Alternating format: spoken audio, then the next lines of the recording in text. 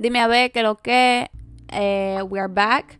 What we're going to be doing today is, well, not today. This is going to be over the course of a month. I'm going to be going 30 days without any social media, like, at all. So today is August 31st, but we're going to be actually doing this challenge, or I honestly, I don't even really want to call it a challenge, because I feel like those are so mainstream, or like when it's a challenge, that means that it's something that everybody's out here doing, but it's not something that everybody is doing. A few people are, but the challenge is going to be more so for myself, because I've noticed that whenever I have social media apps on my phone, that tends to be like the time in my life where I'm less focused, because when I have the ability to go and just like see what my friends are doing or see what fulanita's doing, I get distracted very easily. September is going to be a month of putting things into action for me,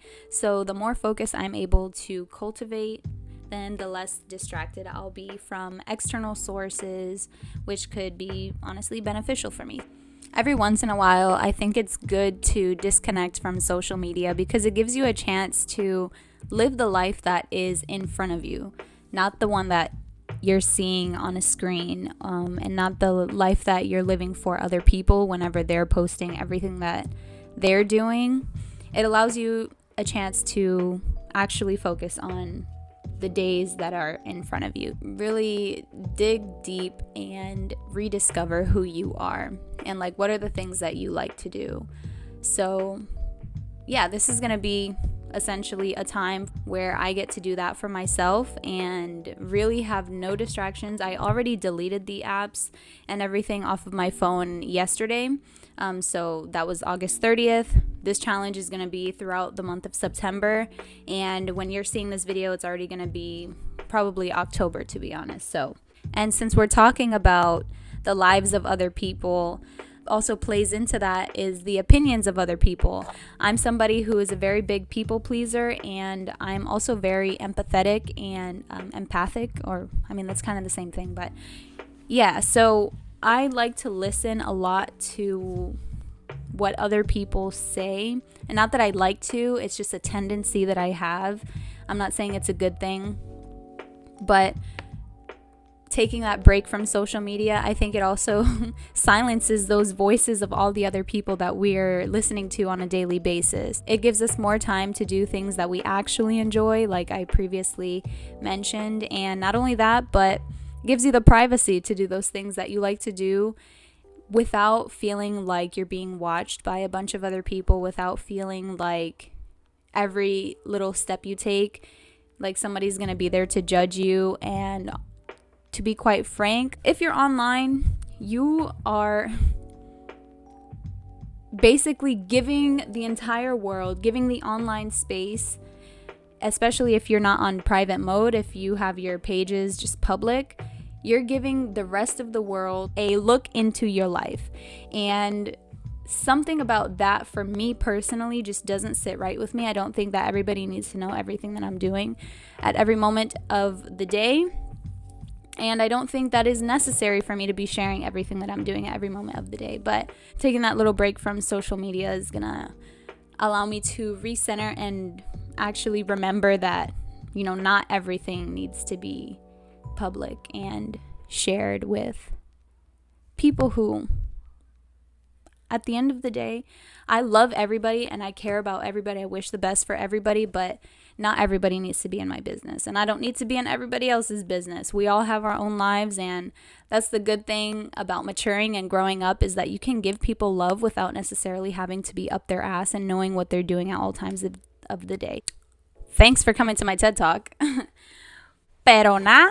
One last thing, it also reminds you if you're doing things for the gram, or are you doing things because you truly enjoy them and you truly receive satisfaction and pleasure from doing them or purchasing that item or whatever. So yeah, just remember what is the actual reason why you're doing a lot of the things. And I think that disconnecting gives you a chance to do that too. Some of the social networking sites that I'm used to using are Instagram, Snapchat, Facebook. Facebook. Although I don't use Facebook that often, but every once in a while I'll go on Facebook, and I mostly use it for marketplace and like thrifting different furniture pieces. But for the purpose of this video, we're not gonna do that, okay? I said no social media, so that means like not even allowing myself to be tempted by the random stupid videos on Facebook, okay? All right, so yeah, those are some of the ones that I use. I just recently downloaded Twitch. I definitely wouldn't say that I am addicted to Twitch as I am Snapchat and Facebook and Instagram. And another one is Pinterest. I do get a lot of ideas from Pinterest, and I'm not necessarily commenting or posting on there. So like, yeah, but I do see how Pinterest can be a trap for people if you are somebody who gets stuck scrolling. Thankfully, I don't have that problem on Pinterest. I do on Instagram with the reels. Yeah, Pinterest, I have noticed I'm able to catch myself. So I'm just going to keep that one for my ideas. And I like doing a bunch of the fucking DIYs and stuff on Pinterest. All right, so y'all can't take that one away from me. I need to do something, and I need to get my ideas from somewhere. All right.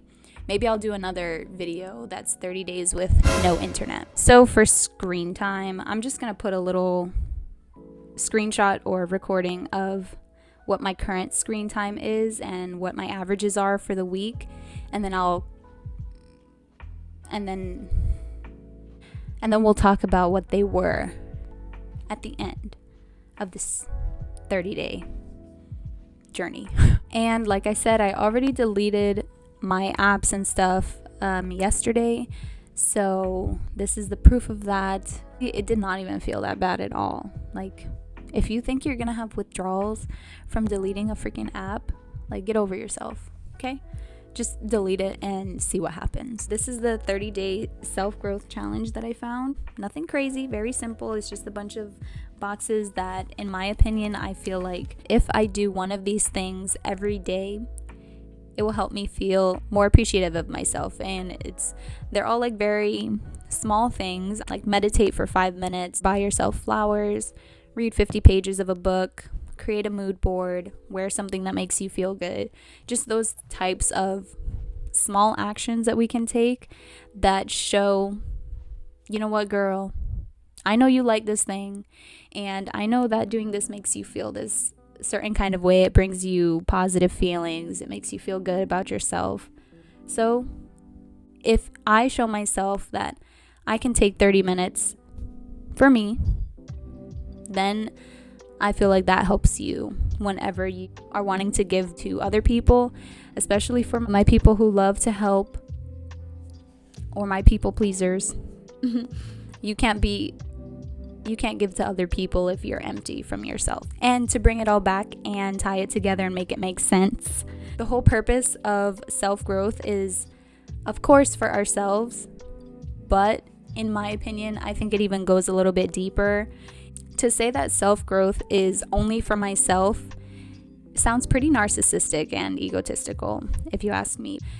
I feel like if I'm to perform at my best, it's because I want to perform my best so that the people that I care about, I don't want to just say other people and, let my words get twisted, but so that the people who I care about know that if they need something, I can be here for them and I will be available. So yeah, self-growth, in my opinion, is for others. Watching this video back, I can see how even when I tried to clarify, my words could still be taken out of context, so I do want to be as clear as possible. I personally challenge myself in these ways, and I see value in showing small acts of kindness toward myself, because when I do these things, I am proving that it's possible. I'm proving it to myself, that is. And it gives me an opportunity to also check in with myself on how I'm feeling. When I have an increased awareness of myself, then it helps me better maneuver through the world and my relationships. Hence why I say that my self-growth is primarily for others, because what's the point in growing if not to share that and inspire those around me so that we all achieve that jointly? And a huge disclaimer, Doing one thing, such as a face mask or a bubble bath, might get you physically clean, but it is not going to wash away your problems. One simple action a day for most people is not going to be enough to allow you to truly grow as a person. You might have to face some trials and tribulations or face yourself. This is where you have to take it upon yourself to work through your traumas, whether they be childhood traumas, relationship traumas, sexual trauma, all of these different kind of things. You really have to sit with yourself, and you might have to be forgiving yourself or forgive other people. So just so that you know, self-care goes way deeper than surface level. And I did just want to make that clear. Because a lot of influencers make it look all fun and games to throw your hair in a braid and sit and watch movies all day and paint your nails. But like I said, that's not going to actually wash away your problems. So it might be a temporary fix. It might put a little band-aid on the problem. It might make you feel good right now, but it's not going to help you feel good long term. Never be afraid to ask for help from friends or family, or even seek professional help if you need to. If you would like to talk to me, I'm always here and I will be available to listen. But if I notice that something maybe requires a little bit more special attention, I will do my best to help you get the help that you need. Now back to the video. So you're gonna have to do that deep shadow work. There is this saying, I don't know when I heard it or who I heard it from, but the only way that you're gonna climb a 100-foot stairwell is by taking the first step. And the whole purpose of challenging ourselves to not use social media and to challenging ourselves to do just one simple action for ourselves a day is to take that first step and to show that initiative. And when we have that initiative and that willpower, I think that combination is unbeatable. If you have a goal for yourself, if you have initiative and willpower, you'll be able to do anything. Yeah, this is all just a journey at the end of the day. I will be back to check in around every week or so. So here we go. No social media for 30 days. It's been about 3 or 4 days I haven't been on social media, but for the purpose of the video, today's the 2nd of September and I started yesterday, but I have not been having the urge to pick up my phone or check my phone at all. There have been instances in the past where I've done things similar to this and I get the feeling, or like you get your phone ghost vibrates, where you think that you're getting notifications coming in but they're not really. Yeah, that hasn't been happening to me this time, and yeah, so far so good. So I'll be back in a few more days and I'll check in at a week. All right, so it's day 7. A little update for you. I have not been missing social media at all. As I've explained before, Instagram, I've already been off for about 6 months, and Facebook and Snapchat, I have not missed them at all. Facebook and Instagram, I'm not gonna lie, I have gotten on them one time, maybe like once or twice, and this is because on those platforms I have like training pages and certain mentors that I look up to, and they post resources on there. And there was one instance where I had to go on there so that I could find a training video that I wanted to watch. So yeah, however, I'm not gonna lie, whenever my boyfriend gets on TikTok, I cannot help but to look. So don't kill me. I know, I'm sorry. Dude, what do you want? He immediately came over here to scout the area and deter all danger. So Nico, thanks, you're always looking out. What can I do? Literally, what can I do? I try and tell myself all the time not to look, and it takes a real effort to remind myself of that, because it just happens so subconsciously. And if he puts his phone on the table so that we can both watch, or to show me one thing and then start scrolling, I have to stop myself. I have to literally say out loud, like, get this out, move this, get it out of my way, get this out of my face. But yeah, so that's day 7 update for you.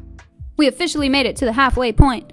30 days, no social media. All right, so the halfway checkpoint, I did want to talk about some of the good and some of the bad that I've noticed up to this point, you know, to keep it real. And I wrote it down. I wrote a little bit of it down just because, like, I'm so bad at staying on topic and making sure that I talk about all the points that I want to talk about. But some of the good, now I know that I don't have a social media addiction as bad as I thought I did.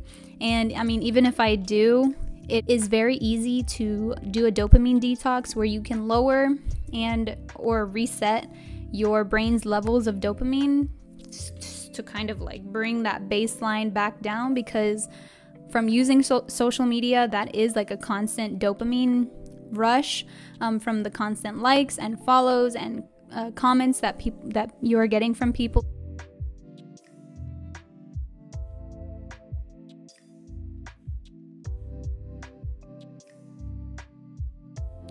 But for something like this, where it's not super serious if you try it out yourself,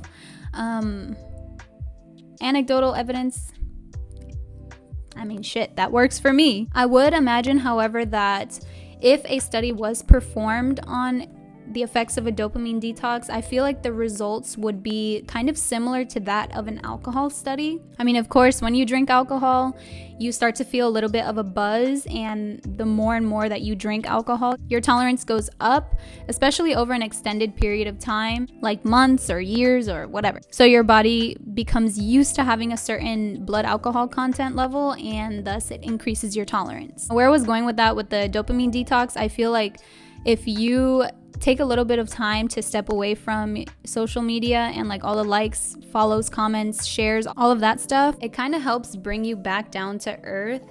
I believe that humans, we can kind of get stuck in this pattern where we receive external validation and then we are constantly seeking that external validation. And then it's like a self-perpetuating cycle. So like it makes you feel good because you get that dopamine rush, so you go and you post more pictures, and then when you receive that positive feedback, it makes you feel good. It gives you those happiness hormones, that dopamine hit, and so you continue and you do the same pattern, and then it can really distort your self-image. And I think that that's like a problem that a lot of people, young people especially, and teenagers and tweens, like from 8 to 12, I just read that 97% of teenagers are on at least one of the 7 major social media platforms.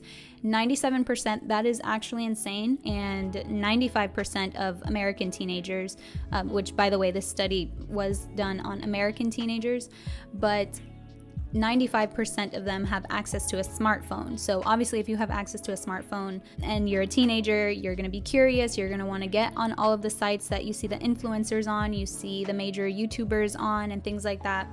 So you can see how it leads to many problems like social anxiety, failure to distinguish the difference between online and reality, like knowing what's real and what's not, and then those self-image issues that I was talking about and other body image concerns. So I know I went off on a little bit of a tangent there talking about dopamine and self-image and social anxiety, all that kind of stuff, but all I was really trying to say there was the good, which was that I personally don't have that big of a social media problem as I thought I did.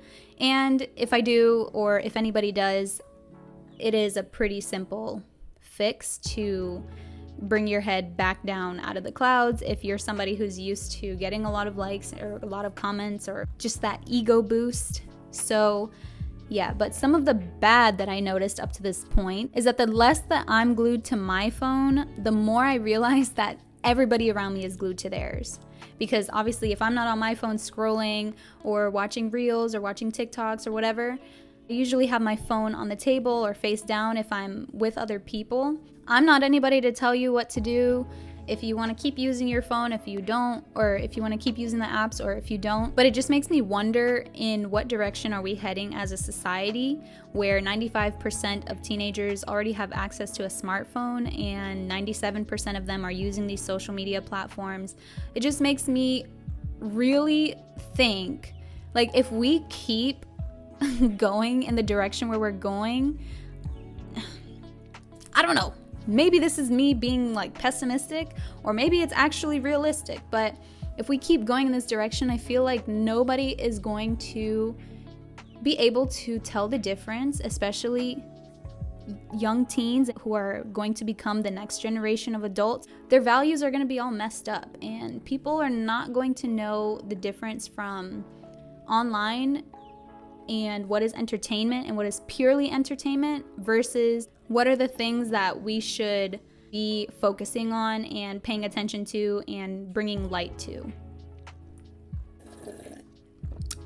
Another bad thing is that I realize almost every single app that I use on a daily basis has some kind of like social networking aspect to it. Like, does everything need to have a forum or a discussion page? Like, I don't know. Maybe they do. I thought it was kind of funny because I'm over here not supposed to be using social media, but like every single app that I use daily, people can go and comment on. Like Pinterest, like I explained earlier in the video, MyFitnessPal, which I'm using now because I started consistently going back to the gym. Yeah!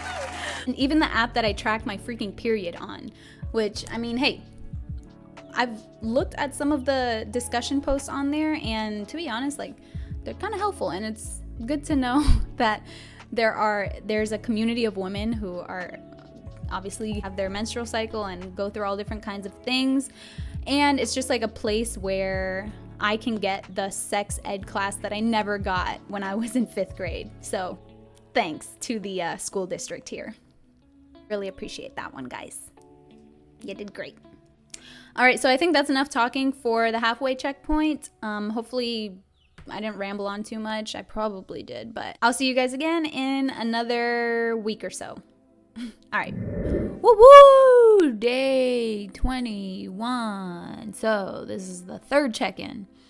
I want to make this one really, really short. I don't think it needs to be that long because in all actuality, it's been like the same shit every single week. I haven't been itching to get on and see what other people have been doing on social media, but I have actually been excited to return to social media, not necessarily because I want to see what people are doing, but more so because I've gained clarity on what I want to represent and what is the overarching message that I want to get across to people whenever I do come back. And I don't think that at this point in time, I really have to talk about what that overarching message is. With time, it'll show and become very evident. I think that before, this message was a little bit clouded and blurry in my head because of the fact that I'm so easily influenced by a lot of people, and like if there's a lot of stimulation coming in or opinions or voices coming in, I can get very overwhelmed very quickly. So I've gotten a good amount of time to think about what are the kinds of things that I want to support and teach people about on my social media. So I'm excited to come back for that. And lastly, during this final stretch, I am feeling a big sense of gratitude washing over me, primarily because this is like the first time that I've actually said that I was going to do something and I stuck to it. And yeah, I'm sure a lot of people know what I'm talking about whenever I say that, but like there's been a lot of things that I've said I wanted to do, but not anything that has been like a month long